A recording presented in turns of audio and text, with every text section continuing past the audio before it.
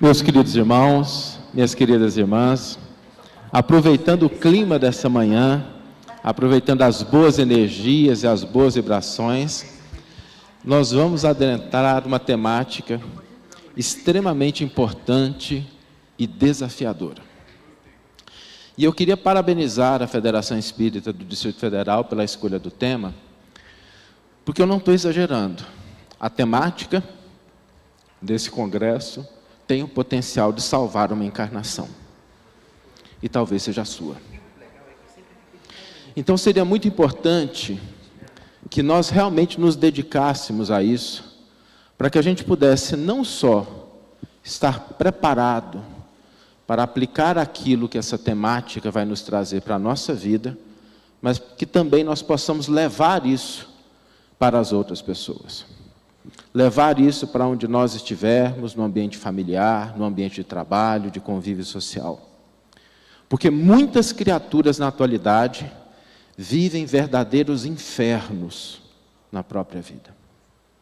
Muitas pessoas passam por tormentos inimagináveis, construídos por elas mesmas.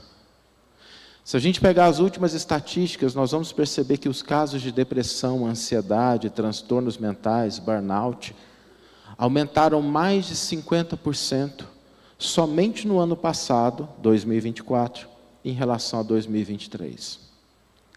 E é curioso porque, quando nós olhamos para a realidade, apesar de dificuldades, problemas, desafios, natural, nós estamos avançando, progredindo, caminhando, mas muitas vezes nós colocamos um filtro diante de nós e a realidade se parece muito mais negra, sombria e tenebrosa do que o que nós realmente estamos vivendo. Isso em função de construção de infernos e desafios, portas adentro do nosso coração. Nós vamos trazer a nossa singela contribuição ao tema do Congresso como um todo, para que a gente possa endereçar essas duas questões, culpa e auto-perdão. Eu achei interessante quando foi perguntado se alguém sentiu ou não culpa, porque a plateia se dividiu em 3 posições. Algumas responderam com convicção, outras deram aquela assim, vou no embalo, né? E algumas se mantiveram em silêncio. É curioso isso, porque é uma resposta que ela merece uma reflexão mais profunda. E talvez a hesitação seja sinal de maturidade. O que é a culpa? Quem de nós nunca sentiu culpa, levanta a mão. Nós sentimos culpa.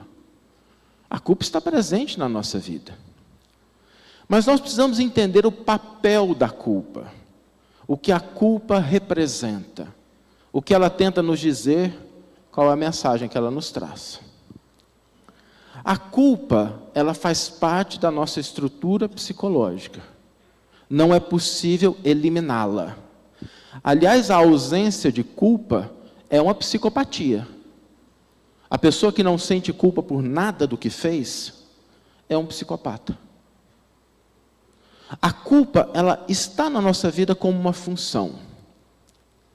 A culpa é como uma placa. Ela aponta uma direção. Ela indica um caminho. Ela propõe um curso de ação. O problema é que muitas vezes a gente faz da culpa uma morada. Ao invés de a gente olhar para a placa e perguntar assim, para onde é que ela está nos levando? O que ela está apontando? A gente monta uma casinha, arma uma barraca debaixo da placa e passa a viver na culpa. E aí ela não cumpre o seu papel. Quando surge a culpa, é porque existe algo pelo qual a pessoa causou, algo que ela foi responsável. Às vezes um erro, um equívoco, às vezes uma intenção. Quem de nós nunca errou? Quando surge a culpa, é importante consultar a consciência. Há algo de errado que eu fiz? Porque a culpa está te pedindo uma reflexão, um olhar. Mas, novamente, ela é uma placa. É preciso olhar e verificar a direção, mas não morar na placa. E nós, como seres humanos, temos uma postura curiosa. A gente normalmente, diante da culpa, a gente adota uma de 3 alternativas. Vamos comparar o erro a um buraco que a gente cava, seja no lote do vizinho ou no nosso próprio lote, no nosso próprio quintal. E quando a gente cava um buraco, quando a gente comete um erro, a gente sente a culpa. A culpa vai lá e diz assim, olha, tem um buraquinho ali, vai lá e dá uma olhada. E algumas pessoas adotam diante da culpa, quando encontram o culpado, elas falam assim, vou me vingar. A vingança é curiosa. Eu sei que só para fins arqueológicos, né? Porque ninguém nunca desejou vingança aqui. Né? Histórico, assim, só para a gente fazer uma narrativa mais histórica. Né? A vingança é curiosa, porque ela é equivalente a, antes você tinha um buraco, agora você tem 2. Né? Antes você tinha um buraco, agora você tem 2 buracos. Né? E um buraco não tampa o outro.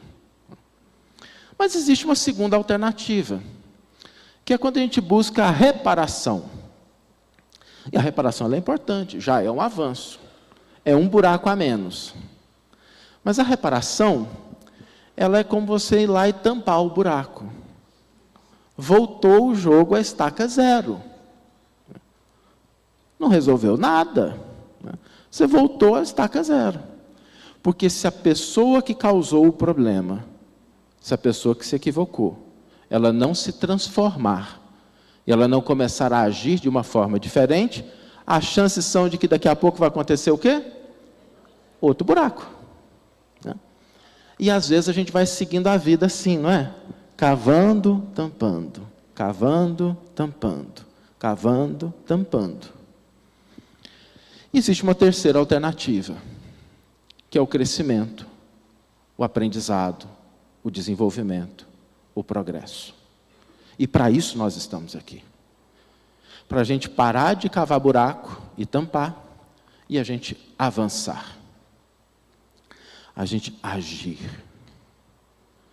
E muitas vezes, para que a gente possa agir, nós precisamos estar bem e felizes. Vamos fazer uma comparação? A pessoa acordou pela manhã se sentindo culpada, errada, se sentindo a pior das criaturas, imaginando tudo aquilo que ela poderia ter feito e não fez, catalogando todos os equívocos da sua vida. Depois do café da manhã, como é que vai ser a vida dessa pessoa? Será que ela vai dar o melhor de si? Será que ela vai conseguir interagir com as pessoas da mesma forma? Será que ela vai olhar para aquela pessoa no caixa do supermercado que está digitando lentamente o código de barras de 16 dígitos? E vai olhar para aquilo com tranquilidade, calma? Não. As chances são de que as interações, os contatos, as palavras que ela vai proferir, sejam muito mais ásperas, duras e às vezes cruel. Porque anotem isso. Tem muitas pessoas com bloquinho de nota aí. Anotem isso. Se você não é capaz de se perdoar, você jamais perdoará o outro. Se você não é capaz de se perdoar, você jamais será capaz de perdoar o outro. Se você não estiver bem, as chances são de que você vai interagir de uma maneira negativa. Há um experimento psicológico muito curioso, feito há algumas décadas atrás. Hoje talvez os padrões de ética não permitissem isso, mas pegaram um pombo, aquele pombinho, e submeteram esse pombo a uma situação de estresse intenso. Estresse, privação de alimento, colocaram ele naquela situação complicada, durante algum tempo. Depois voltaram ele para uma gaiola, onde tinha uma pombinha, que ele nunca tinha visto antes. O pombo que passou pela situação de estresse começou a bicar a outra pomba até a morte. Muitas vezes nós olhamos as nossas reações em relação aos outros e a gente não percebe que elas têm origem no mundo interno que nós construímos, naquilo que nós estamos trazendo dentro do nosso coração. Se a gente traz a culpa, se a gente traz o pessimismo, a gente tende a externalizar isso para os outros. Faz sentido?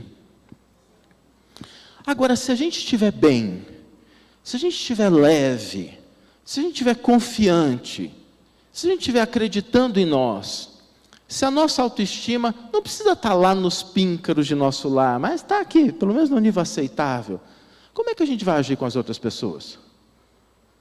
A gente vai cumprimentar de uma maneira diferente, vai ter coragem de pedir desculpa quando a gente errou, vai compreender melhor o outro. Então, para que a gente possa avançar, crescer, a gente precisa estar bem. Mas muitas vezes o mundo nos oferece coisas fantásticas, mas a gente não deixa que isso entre na nossa alma, porque a gente bloqueia em função da ausência de auto-perdão. E é curioso, eu queria fazer um pequeno experimento aqui. Vamos mudar um pouquinho o rumo da prosa, como se diz lá em Minas Gerais? Eu não sou mineiro, mas sou quase, sou goiano. A gente deve perdoar o próximo? Eu achei bem fraquinha a resposta, né? A gente pode voltar um pouquinho. Devemos perdoar o próximo? Sim. Bacana. Por quê? Por quê? Vamos levantar aí. Por quê? Hã? O mal só faz mal para a gente. Odiar. O que mais? Por que a gente tem que perdoar o próximo? Para ter liberdade. Oi? Para que ele me perdoe também. O que mais? Para se sentir mais leve. Fala mais alto, gente. Pode falar. Para ter paz, para eu poder me relacionar melhor com o outro, para não ficar acorrentado, diminuir a culpa. Curioso isso, né? Porque vamos partir de um pressuposto. Todo mundo aqui é terráqueo, não é? Vive na Terra? Ou tem algum marciano aqui? Não. Se isso se aplica ao outro, por que isso não se aplica a você mesmo? Se isso se aplica ao próximo, por que não se aplicaria a você mesmo? Se todas essas razões elencadas aqui, elas são legítimas, verdadeiras, e elas se aplicam ao próximo, por que elas não se aplicariam a você? Você é marciano? Você é melhor do que os outros? Você é diferente? Se o perdão, pela lei da fraternidade e do amor, é algo que nós devemos ao próximo, por que nós negaríamos isso a nós mesmos? E muitas vezes a gente faz. E muitas vezes a gente faz isso. E existem várias razões. Nós trouxemos aqui 4 delas, para a gente poder explorar em mais profundidade. Por que é que eu não me auto-perdoo? E a primeira razão, ela é curiosa. A primeira razão é a supervalorização daquilo que eu tenho de informação e de conhecimento. Essa é a primeira razão. Deixa eu traduzir isso. A pessoa acha que porque ela já aprendeu algumas coisas, ela já deve se cobrar uma posição muito elevada. É assim, a pessoa já leu Violetas na Janela, já comprou as obras básicas, começou a ler o Livro dos Espíritos, mas deixou para a próxima encarnação, porque ficou muito complicado, e tem 453 livros na prateleira, dos quais 270 são autografados. E ela acha que virou um espírito puro por conta disso. Nada de errado com Violetas na Janela, tá, gente? Minha esposa se tornou espírita lendo Violetas na Janela, mas não pode parar por aí. A verdade é que muitas vezes a gente supervaloriza aquilo que a gente sabe e começa a se cobrar como se já tivesse concluído o curso. Leu o currículo do curso e esqueceu que conhecimento sem prática não é sabedoria. Não adianta eu só ter lido. Ler é importante, nada de errado com isso. Mas é importante que a gente entenda que se a gente está no estágio de ler, a gente está começando. A vida vai nos pedir para que a gente coloque em prática. E seria justo a gente cobrar de um aluno que recém iniciou a faculdade de medicina, que já fez a primeira matéria de anatomia, que ele já fosse um hábil cirurgião? Não. Mas muitas vezes a gente age assim conosco mesmo. Mas eu já sei, mas eu já li, mas eu já tive a informação, mas já ouvi 253 palestras. Sim, mas você nunca foi exposto àquela situação. Ninguém nunca tinha pisado no seu calo antes, ninguém nunca tinha colocado aquela tentação na sua frente. Nós não podemos supervalorizar a informação em detrimento da experiência, da vivência. E aqui eu gostaria que vocês anotassem uma frase. Não confunda cuidado com cobrança. Quando a espiritualidade, quando o mundo nos oferece informação, é porque a gente cuide, zele, valorize a nossa vida, não como elemento de cobrança. O Cristo não veio no mundo com um látego. Ele veio para abrir caminhos, para apontar rumos, para nos colocar na direção da felicidade. A informação que chega nas suas mãos é para que você melhor se oriente, você se direcione, você avance. Ler aquilo significa uma oportunidade. Mas quando a gente acumula conhecimento sem prática, a gente começa a acreditar que a gente já é capaz de fazer muita coisa quando a gente não é. Se a gente lê 200 livros sobre natação e não pular na água, a gente não vai aprender nada. Mesmo que a gente tenha técnica, mesmo que a gente tenha informações, mesmo que a gente tenha diagramas, a vida ensina. E aí nós vamos para o segundo ponto. A segunda razão pela qual a gente não se perdoa é porque a gente esquece que falhas fazem parte da jornada. Erros fazem parte da jornada. Errar faz parte da jornada. Todos nós que estamos aqui vamos cometer erros. Já os cometemos. Isso não é nenhum demérito. Isso não tira de nós a humanidade. O problema é quando a gente repete os erros. Repete, repete, repete. E por que muitas vezes a gente repete? Porque a gente não faz a pergunta certa. O que eu aprendi com esse erro? Às vezes a gente supervaloriza o efeito daquele erro. Alguém já teve a situação de pisar na bola e achar que o mundo ia acabar por conta daquilo? Gente, mandei aquele WhatsApp para a pessoa errada. O que ela vai pensar de mim? Nossa, fiz isso. Fulano nunca mais vai falar comigo. E de repente a vida mostra que não é tão sério. Nós não podemos confundir o auto-perdão com complacência, com negligência, com irresponsabilidade. Mas é importante dar a dimensão para que a gente não deixe essa supervalorização dos equívocos que a gente comete. Às vezes a gente vai cometer erro.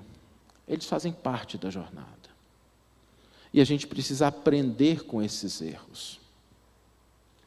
Jesus tem uma frase que eu levei muito tempo para entender. Jesus conversando com os fariseus, que eram os homens de bem, os bons homens aos olhos da sociedade. A gente olha para os fariseus dessa distância e a gente faz um julgamento equivocado. Existiam fariseus extremamente corretos. Existiam fariseus que eram estudiosos. Existiam os equivocados. Existiam os ritualistas. Existiam os dogmáticos. Mas muitos fariseus seguiram Jesus. Estudavam, se dedicavam. Tinham 453 rolos dentro de casa, alguns deles autografados. Estudavam. Não eram pessoas que a gente pode considerar como os mais equivocados dentro de uma sociedade. Mas Jesus diz para eles o seguinte: as prostitutas e os pecadores os precederão no reino dos céus. É duro. A fala é do Cristo. Por que aquelas pessoas que aos olhos da sociedade da época, e talvez aos nossos, entrariam mais rápido no reino dos céus? Porque o erro ensina, se o aluno quiser aprender. Mas o aluno que se afasta da escola pode demorar muitos ciclos para aprender alguma coisa. Só erra quem está na vida. Só erra quem está tentando. Só erra quem faz. Muitas vezes a gente se afasta da situação, das experiências da vida, acreditando que isso vai conferir elevação espiritual. Não vai. Mais vale um erro aprendido do que 1000 teorias que não foram colocadas em prática.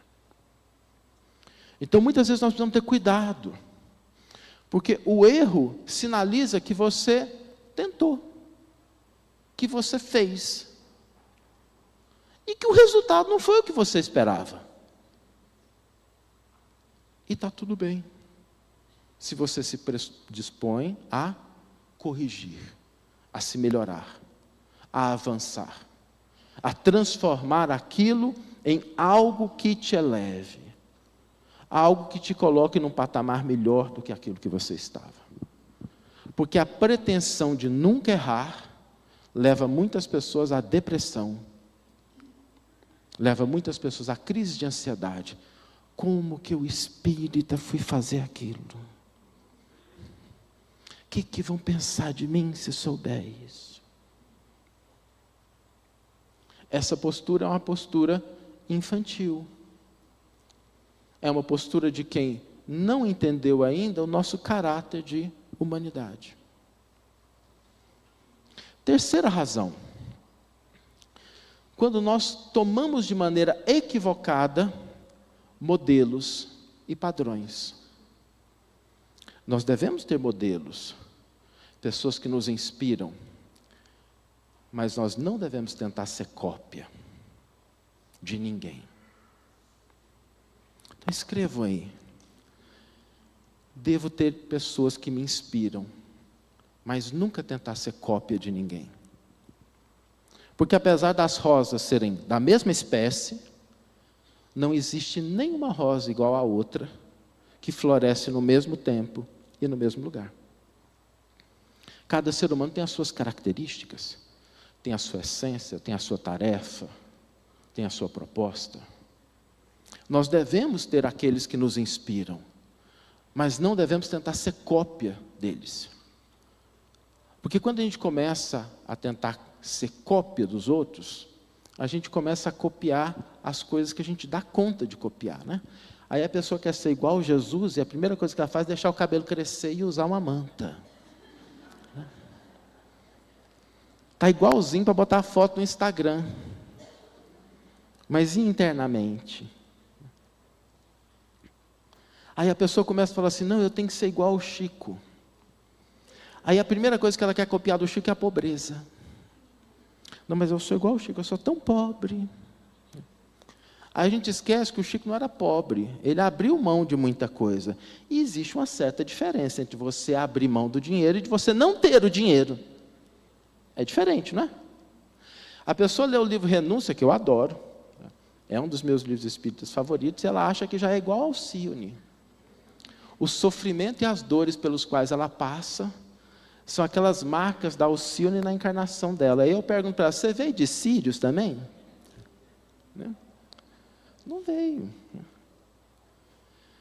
Então a gente toma cuidado com esses padrões que a gente estabelece. A gente pode aprofundar um pouco isso e a gente buscar padrões que a gente traz dentro da nossa própria família. Meus pais e minha mãe foram assim. A gente quer ser igual. E a gente esquece que o galho cresce para longe do tronco, sem se desconectar. Mas se o galho quiser ficar junto ao tronco, como é que os frutos vão surgir? Eu conversei com uma pessoa uma época que eu achei curioso o caso dela. Ela sentia muita culpa em ter uma vida financeira estável, fruto do próprio trabalho dela. Ela sentia muita culpa disso. Alguém pode pensar assim, Saulo, não é possível, né? É possível, eu não vou pedir para a plateia levantar a mão aqui não, mas eu sei que muitas pessoas às vezes sentem culpa pela posição em que estão. E eu fui analisando a questão em detalhes, e descobri o seguinte, os pais, a mãe e o pai, tiveram muita dificuldade. E a pessoa sentia que se ela tivesse uma vida financeira boa, ela estaria traindo os pais, traindo aquela família, que ela tinha que viver igual aos pais viveram. Padrões familiares são uma das grandes fontes de culpa, quando a gente não entende que o nosso papel não é replicar o tronco. Não é colocar um segundo tronco na árvore da família. O tronco já existia quando a gente nasceu. Ele já estava ali. Nós viemos a partir de uma estrutura, de uma história que, bem ou mal, está posta e nos possibilitou existir. A nossa tarefa é seguir adiante. É acrescentar outras coisas a essa nossa história familiar. E não carregar culpa por coisas que às vezes nos foram ditas ou padrões que a gente escutou. Quantas pessoas não carregam culpa porque na infância ouviram, você é responsável. Eu conheci um caso uma vez de uma aluna nossa que disse assim, eu sou responsável pela separação dos meus pais. Eu falei, como assim? Não, porque quando eu nasci e aí o casamento dos meus pais degringolou, eles eram muito jovens e decidiram construir uma vida juntos, não tinham planejado a minha vinda, e aí quando eu nasci, os dois se separaram. Eu falei, você acha que você como bebê, como criança, foi responsável pela decisão de 2 adultos? De 2 pessoas que tomaram uma decisão em relação ao relacionamento deles? Muitas vezes a gente traz essas experiências. De onde vem essa nossa culpa? De padrões, relações que foram mal interpretadas.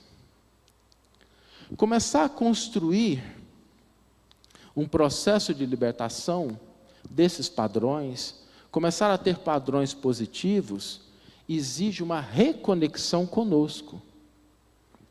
Quem é você? Qual é a sua essência? Por que você está aqui? Porque ninguém que está aqui tropeçou no meio-fio do plano espiritual e caiu dentro da barriga da mãe por equívoco. Foi um acidente. No nível em que nós estamos de evolução do planeta Terra, mesmo as reencarnações compulsórias são cada vez mais raras. Por quê, Saulo? Porque nós estamos no final de um ciclo de provas e expiações, caminhando para um ciclo de regeneração. Nós temos um papel, nós viemos aqui por alguma razão, e não foi para olhar para trás e culpar o passado, carregar as culpas do passado. Foi para olhar para frente e analisar o que nós podemos fazer. A quarta razão que nós vamos explorar, pela qual a gente não se perdoa, é porque a gente toma decisões no frio que vão ter que ser implementadas no quente. Deixa eu explicar isso. Sábado, depois do almoço, aquela feijoada, você toma uma decisão muito importante para a sua vida. Vou começar a fazer regime. E não vai ser semana que vem, não. Vai ser a partir de amanhã. A partir de amanhã eu vou começar a fazer regime. E está decidido, eu vou emagrecer 25 quilos em 2 meses. Aí no domingo, tem uma festinha de aniversário. De criança. Com coxinha e brigadeiro.